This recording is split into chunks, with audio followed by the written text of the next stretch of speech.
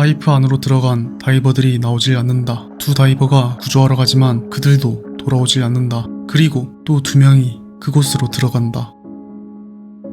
미국 워싱턴주 남중부 캐스케이드 산맥 동쪽에는 광활한 고지대 사막이 펼쳐진다. 연간 강수량이 200mm에 불과한 이 메마른 땅은 아이러니하게도 미국에서 가장 생산성이 높은 농업지대 중 하나로 손꼽힌다. 미국 전체 홉 생산량의 75%, 그리고 막대한 양의 사과와 와인을 생산하는 풍요의 땅 야키마밸리이다. 이 척박한 땅의 기적은 인간이 만든 거대한 물줄기 관계 프로젝트 덕분이다. 1930년대 대공황 시절 시작된 이 거대한 사업은 야키마강의 물을 끌어와 150km가 넘는 인공수로를 통해 황무지를 옥토로 바꾸는 인류의 도전이었다. 이 거대한 수로 시스템은 때때로 계곡이나 도로처럼 낮은 지형을 만든다. 이때 공학자들은 사이펀이라는 구조물을 사용한다. 이것은 수로를 지표면 아래로 깊숙이 잠수시키는 거대한 역U자형 터널이다. 사이펀은 파이프가 완전히 물로 채워져 있을 때 입구 쪽의 물기둥 압력이 출구 쪽보다 높으면 물은 계속 흐르는데, 이는 마치 빨대로 음료수를 빨아올리는 원리와 유사하지만 훨씬 더 큰 규모로 작동하는 것으로, 사이펀 내부에서 물은 자연적인 압력에 의해 터널의 가장 낮은 지점까지 흘러내려갔다가 다시 반대편으로 솟아오르며 흐름을 이어간다.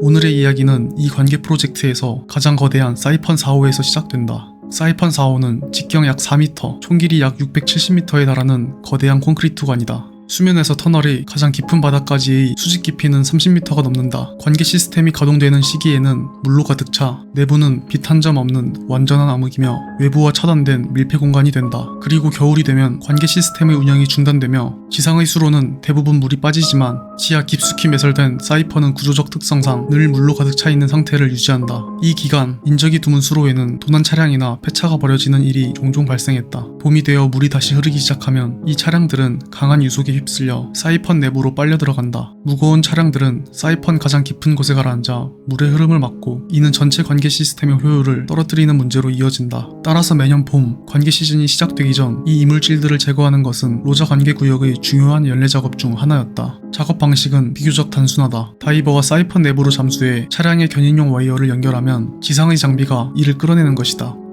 1997년 3월 15일 오전 8시, 이날은 사이펀 내부에 차량이 유기되었다는 신고를 받고 견인용 와이어로 빼내기로 한 날이다. 다이버 마티 로드와 존 에벌리 두 사람은 주로 취미로 스쿠버 다이빙을 즐기던 레크리에이션 다이버였지만 관계지구 당국의 의뢰를 받아 이곳 사이펀에 투입되었다. 작업 내용은 사이펀 밑에 침수되어 있을 차량을 찾아 갈고리를 걸고 나오기만 하면 되는 간단한 내용이었다. 거대한 건 내부로 들어가는 산업 다이빙은 그들에게 처음이었으나 겉으로 보이는 난이도에 비해 보수가 높았기에 그들은 의뢰를 수락한 것이다. 오전 9시 두 사람은 사이펀 입구를 덮고 있는 얇은 얼음판을 깨고 진입로를 확보한다. 둘은 각자 1시간 분량의 공기통을 한 개씩 챙겼다. 그리고 존 에벌리는 그보다 작은 예비 공기통을 한 개 더 추가로 들고 들어간다. 그들은 어둡고 차가운 물에 들어가며 지상의 관계지구 직원에게 1시간 안에 돌아오지 않으면 911에 신고해달라는 말 한마디를 남긴다. 마티 로드와 존 에벌리는 자신들의 다이브 라이트에만 의지한 채 강철 케이블을 터널 안으로 끌고 차가운 어둠 속으로 사라진다. 수온은 섭씨 4도, 살을 애는 듯한 냉기다.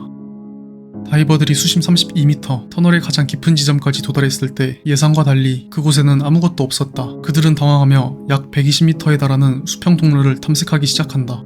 그러나 다이브 라이트 불빛이 짙은 어둠과 부유물 사이를 허망하게 가를 뿐 차량은 어디에도 없었다. 좀 더 앞에 차량이 있을 거라 생각한 그들은 계속 앞으로 가기로 한다. 두 다이버는 이제 입구로부터 약 200m 이상 깊숙이 들어왔다. 물살이 없어 직접 헤엄치느라 체력은 빠르게 소진되고 호흡은 거칠어진다. 그들이 움직일 때마다 바닥에 미세한 침전물이 짙은 구름처럼 피어올라 지나간 자리를 한 치 앞도 보이지 않는 상태를 만든다. 오전 9시 25분, 잠수를 시작한 지 25분이 경과했을 때 계속해서 앞으로 가며 차량을 찾으러 가던 그들은 공기통의 공기 압력계를 확인했다. 그리고 이들은 크게 놀랐는데 공기가 계획보다 훨씬 빠른 속도로 떨어지고 있는 것이다. 30분 넘게 남아있어야 할 공기는 10분도 남아있지 않았다. 사실 전날 밤 그들은 컴퓨터 프로그램을 이용해 최대 수심 32m에서의 공기 소모량을 계산했다. 차량 도착까지 15분, 복귀까지 15분, 그리고 비상 상황에 대비한 여유분 30분까지 포함해 총 1시간 분량의 공기를 준비했었다. 하지만 그 계산엔 몇 가지 중요한 요소가 빠져 있었다. 당시 사이펀 내부의 수온은 약 4도. 이처럼 차가운 물속에서는 말초혈관이 수축하며 체온을 지키려 하고, 이로 인해 근육의 떨림이 발생해 평균 호흡량이 약 30% 증가한다. 또한 복귀 과정에서는 체력 소모로 인해 추가적인 호흡 증가가 뒤따르며 호흡량을 늘릴 수 있다. 결국 이 모든 요인이 겹치면서 그들의 공기는 예상보다 훨씬 빠르게 줄어들고 있었던 것이다. 그리고 이들은 거대 파이프 내부이다.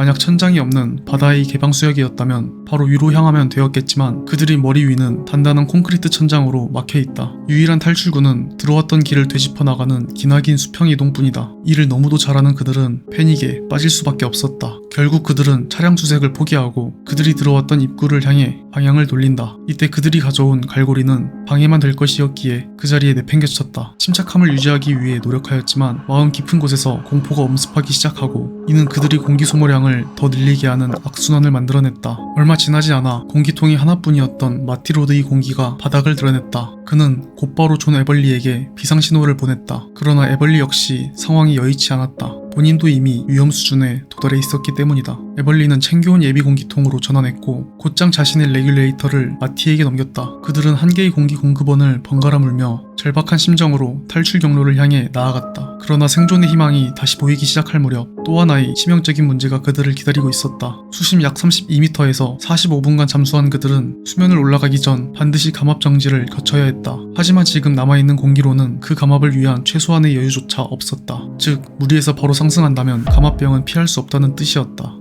감압병은 깊은 수심에서 긴 시간 잠수를 하면 몸에 질소가 쌓이는데 천천히 배출하지 않고 바로 지상으로 올라갔을 때 발생한다. 이로 인해 몸속에 녹아있던 질소가 기체로 바뀌며 혈류를 막거나 신경을 건드려 심하면 사망에 이를 수 있다. 이때 남은 거리는 200m 이상이었고 추가 공기통을 존 에벌리가 혼자 사용하여도 돌아가기가 빠듯하였다. 결국 이대로 가다간 둘의 익사는 확정된 것이었다. 같은 시각 지상에서 대기하던 직원들은 정기적으로 수면 위로 올라오던 공기방울이 더 이상 올라오지 않는 것을 보고 문제가 발생했음을 알아차린다. 그러나 두 다이버가 한참 들어간 바람에 공기방울이 반대편 출구로 나갔을 수도 있을 거란 생각에 그들은 잠시 더 기다리기로 한다. 하지만 약속했던 1시간이 지나도 나올 기미가 보이지 않자 지상의 직원은 다급하게 911에 전화를 건다. 신고는 야키마 카운티 보안관실로 연결되고 즉시 카운티 소속 수색구조 다이브팀의 비상출동 명령이 떨어진다. 제일 먼저 야키마 소방서 소속 소방관 하우버와 자원소방대원이자 정비사였던 메스타즈가 현장으로 급파된다. 두 사람 모두 숙련된 다이버로 알려졌지만 그들의 경험은 앞서 들어간 두 다이버처럼 대부분 바다나 호수와 같은 개방 수역 구조에 국한되어 있었고 눈앞의 사이펀과 같은 특수환경에 대한 전문 훈련은 받지 않은 상태였다.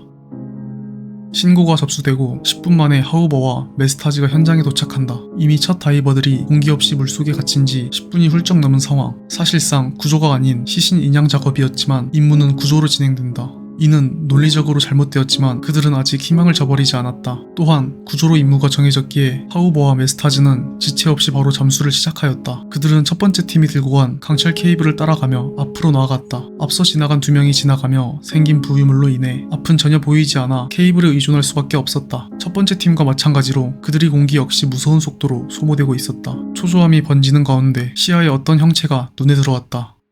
터널 깊숙한 곳, 그들은 마침내 마티로드와 존 에버리를 찾은 것이다. 두 다이버 모두 이미 익사한 상태로 보였으며 터널의 천장에 떠올라 있었다. 위가 막혀있는 폐쇄된 공간에서 익사한 사람을 인양하는 것은 일반적인 수중 구조 작업과는 비교할 수 없는 훨씬 더 위험하고 까다로운 환경이다. 하지만 구조를 위해 움직이는 그들은 그 어떤 망설임도 없었다. 이제 되돌아가기만 하면 되었다. 잠시 후 지상에서 기다리던 직원들은 앞서 들어간 구조팀의 다이브 라이트 불빛이 수면을 향해 올라오는 듯한 것을 보았으나 이내 깜빡이며 사라진다. 그리고 잠시 뒤 공기방울마저 멈춘다. 이때 방금 전 도착하여 지상에서 대기하던 또 다른 두 명의 백업 다이버 사라와 드와이트가 지원을 위해 물속으로 들어간다. 이들은 이전 구조팀보다 제대로 준비를 하여 훨씬 좋은 장비와 충분한 공기통을 챙기고 임무에 들어갔다. 사라와 드와이트는 입구로부터 약 60m 지점에서 무언가와 맞닥뜨린다. 선두로 진입했던 동료 소방대원 하우버와 메스타즈였다. 두 사람의 공기탱크는 완전히 비어있었다. 그들은 의식이 없었다. 사라와 드와이트는 의식을 잃은 동료들을 끌고 바로 출구로 향한다. 하우버와 메스타즈가 마침내 물 밖으로 끌려 나오고 구조팀까지 사상자가 나온 현장은 이미 아수라장이 되어 있었다. 그들은 즉시 두 다이버를 인근 병원으로 이송하였다. 그리고 추가로 잠수를 진행하지 않고 아직 사이판 내부에 있을 마티로드와 존 에벌리에게 사망 판정을 내리고 구조팀과 직원들은 일단 철수를 하였다. 이는 잇따라서 4명이 사고를 당한 사이판 내부에 무언가 알 수 없는 것이 있다고 판단하였던 것이다. 사건 발생 2일 후 더 이상 잠수로 시신을 인양하는 것이 위험하다고 판단한 관계지구는 결국 사이펀의 물을 빼고 시신 인양 작업을 진행하기로 한다. 물이 빠진 사이펀 내부 깊은 곳에서 최초의 잠수를 했던 마티로드와 존 에벌리의 시신을 발견한다. 그러나 시신 발견과 동시에 예상치 못한 사실이 하나 드러나는데, 마티로드와 존 에벌리 두 사람이 찾으려 했던 차량은 실제로는 반대편 출구 쪽에서 훨씬 가까운 곳에 위치해 있었다. 즉 차량이 입구 쪽에 있을 것이라 판단하고 불필요하게 먼 거리까지 잠수해버린 것이었다. 이로 인해 복귀까지 필요한 공기와 시간도 배로 늘어났다. 결국 이 판단착오가 두 사람 모두 돌아오지 못하는 결과로 이어졌던 것이다.